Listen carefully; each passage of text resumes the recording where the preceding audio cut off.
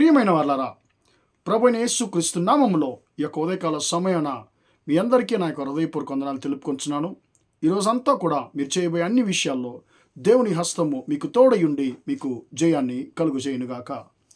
ప్రియులారా, ఒక వచనాన్ని మనము చదువుకుందాము. కీర్తన గ్రంథము 23వ కీర్తన 5వ వచనము మనకు బాగా పరిచయం అండి. ఆ యొక్క వచనం ఇలా సెలవిస్తుంది: నా శత్రువుల ఎదుట నీవు నాకు భోజనము సిద్ధపరచుదువు, నా తలను నూనెతో అంటియున్నావు, నా గిన్నె నిండి పొర్లుచున్నది అనేటువంటి మాటను మనం చూస్తున్నామండి.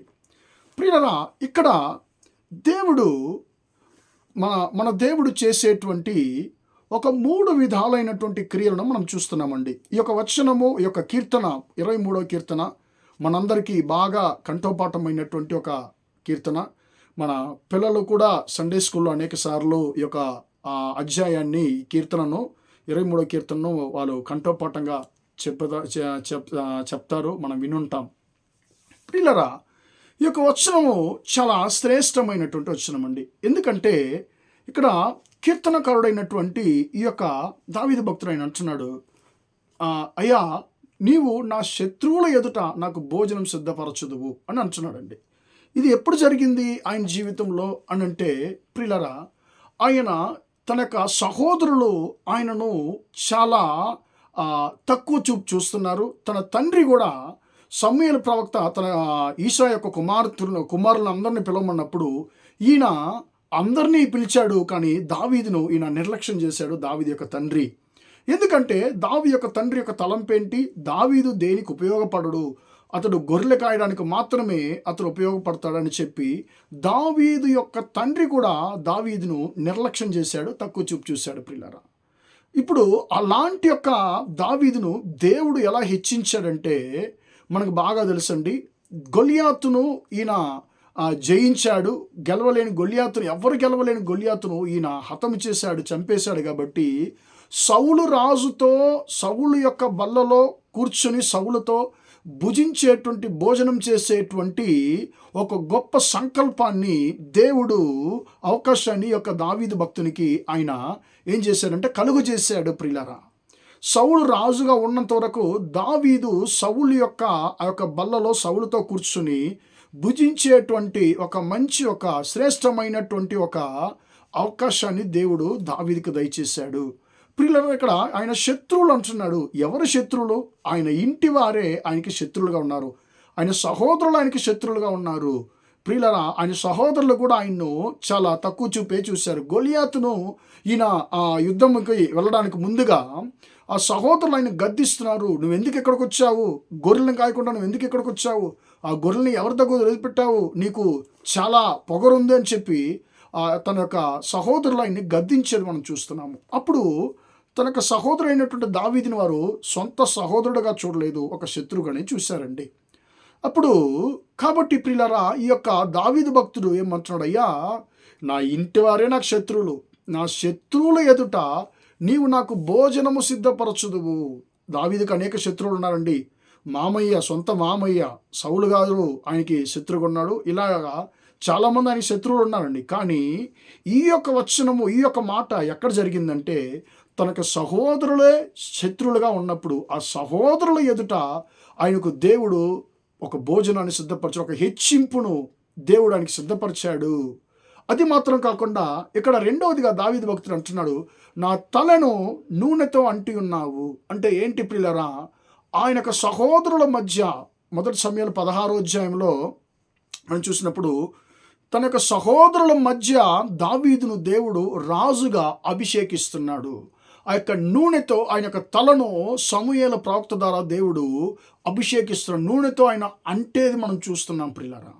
అప్పుడు ప్రియులారా, అది ఆయన అక్కడ ఏం చేస్తున్నాడు? ప్రవచనంగా ఆయన చెప్తున్నాడు, అయ్యా, నా శత్రువుల ఎదుట నువ్వు నాకు భోజనం సిద్ధపరిచింది మాత్రం కాదు, నా తలను నూనెతో అంటి ఉన్నావు, నా తలను హెచ్చించావు నా శత్రువుల ఎదుట అని చెప్పి ఆయన దేవుని స్తుతించేది మనం చూస్తున్నాము. ప్రియులారా, మూడోది మనం చూసినప్పుడు నా గిన్నె నిండి పొర్లుచున్నది. అంటే ఆయన గిన్నె అంటే ఏంటి? ఆ యొక్క పాత్ర ఆయన యొక్క జీవితానికి సాదృశ్యంగా ఉంది. ఆ పాత్ర దావీదు యొక్క జీవితానికి సాదృశ్యం ఉంది. దావీదు దేవునికి ఇష్టమైన పాత్రగా మారినప్పుడు దేవుడు ఆ యొక్క పాత్రను ఆశీర్వాదాలతో నింపాడు. ప్రియులారా, మన దేవుడు జీవితాలను మార్చేటువంటి దేవుడు.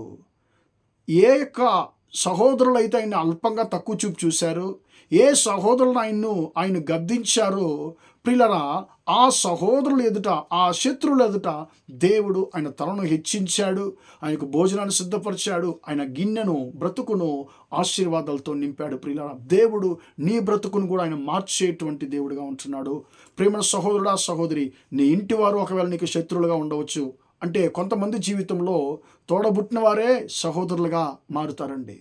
ఒక సహోదరి, ఒక అమ్మగారు నాకు చాలా రోజుల క్రితం నాకు కాల్ చేశారు.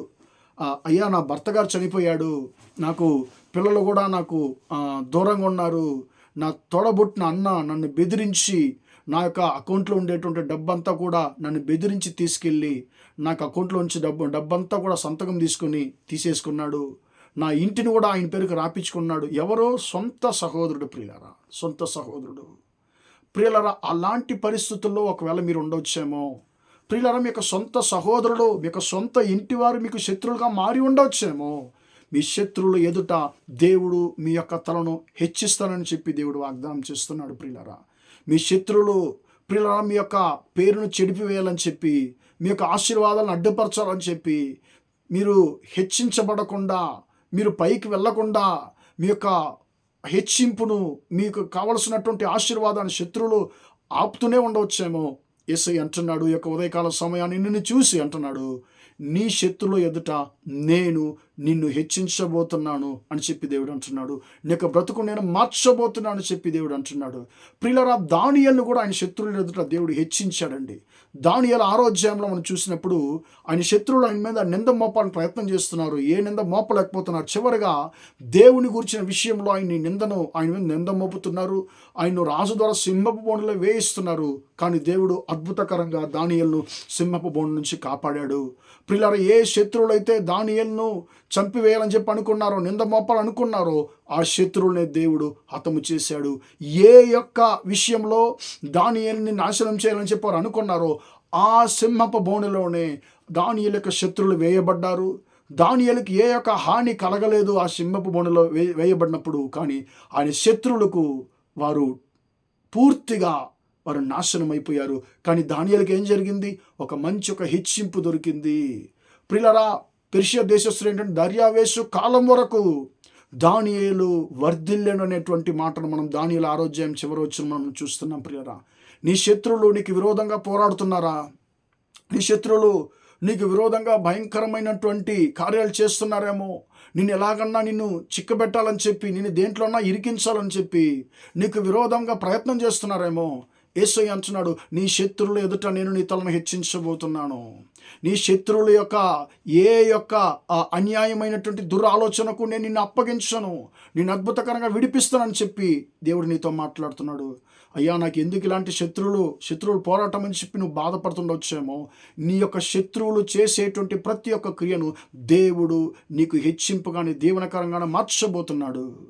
దావీదు యొక్క శత్రువులను సహోదరులు చేసినటువంటి ప్రతి ఒక్క కార్యము కూడా ఆయన యొక్క హెచ్చింపుకు అది ఒక మెట్లుగా మారింది. దానియేలు యొక్క శత్రువులు చేసినటువంటి ప్రతి ఒక్క కార్యము దానియేలు యొక్క హెచ్చింపుకి అది ఒక మెట్లుగా మారింది. ప్రియులారా, అలాగా ఆ భక్తులను హెచ్చించినటువంటి దేవుడు ఈరోజు నిన్ను కూడా హెచ్చిస్తానని చెప్పండి వాగ్దానం చేస్తున్నాడు. కాబట్టి ధైర్యంగా ఉందాము, మన జీవితాన్ని దేవునికి అప్పగిద్దాము. ఖచ్చితంగా ఆయన నన్ను హెచ్చించే దేవుడిగా ఉంటున్నాడు. ప్రార్థన చేద్దాం. ప్రేమగల మా తండ్రి, దయగల దేవ, ఇంతవరకు ఈ మాటలు విన్నా తండ్రి, మీ బిడ్డలు మీరు దీవించండి, ఆశీర్వదించండి. నా శత్రువుల ఎదుట భోజనం సిద్ధపరిచి నా తలను నూనెతో అంటి ఉన్నావు, నా గిన్నె నిండి పొర్లుచున్న మాట ప్రకారం తండ్రి, ఈ 3 విధాలైన ఆశీర్వాదాలు తండ్రి మా సహోదరుల జీవితంలో 100% నెరవేరునుగా కానీ ప్రార్థిస్తున్నాను. ఈరోజంతా కూడా మా సహోదరులు చేసేటువంటి ప్రతి ఒక్క విషయంలో మీ హస్తము తోడుండి జయాన్ని కలుగజేయమని యేసు నామములో ప్రార్థించి అడిగి వేడుకొంచున్నాను తండ్రి. ఆమేన్, ఆమేన్. ప్రియులారా, దేవుడు మిమ్మల్ని దీవించి ఆశీర్వదించును గాక. Praise the Lord, praise the lord.